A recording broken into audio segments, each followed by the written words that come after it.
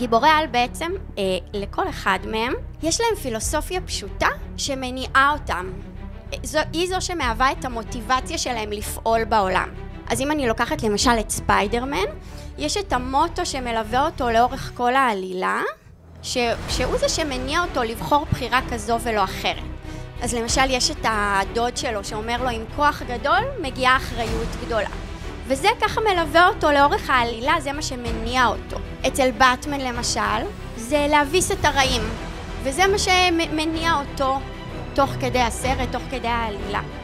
ואצל סופרמן אפשר להגיד שזה האמת והצדק. עכשיו לנו, לבני אדם, אין לנו מוטיבציה אחת שמניעה אותנו, אצלנו זה קצת יותר מורכב. יש כל מיני דברים שמניעים אותנו.